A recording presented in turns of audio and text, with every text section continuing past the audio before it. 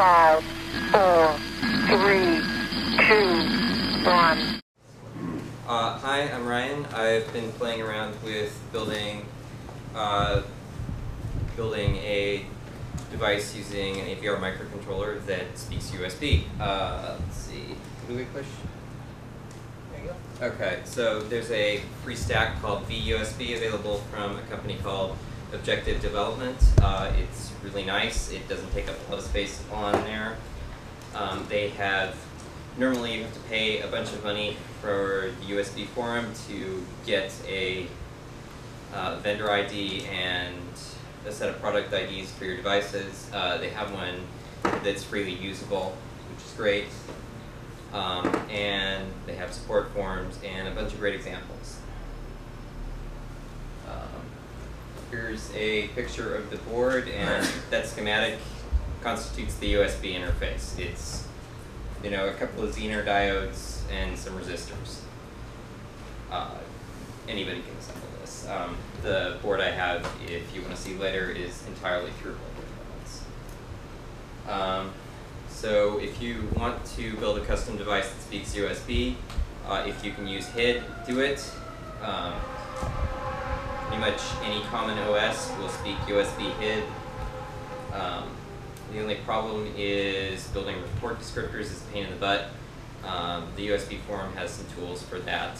Then, you still have to read through the spec and have some knowledge of it. But there are examples that you can use, so it's not too bad. My device shows up as 4 joysticks, a mouse, and a keyboard.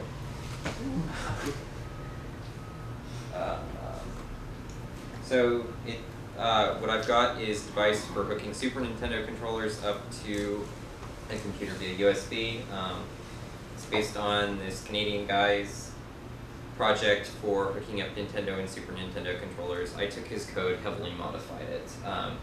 So I added support for the Super Nintendo multi-tap, which Bomberman uses, a few other things, and I added emulation for keyboard and mouse. So Super Nintendo controller, it's acting as a mouse. I have a joystick calibration program.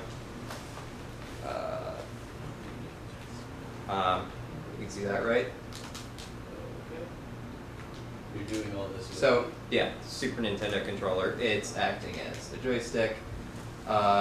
Switch it back, press start, and then select. It will show up as keyboard. Hit X, turns into a mouse. Let's see if I open up the text editor here. Okay.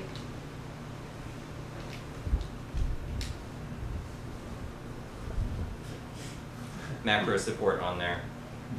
So, and then I did this, which doesn't actually do anything yet, but we've got a menu here, the beginnings of one, for changing settings in the firmware.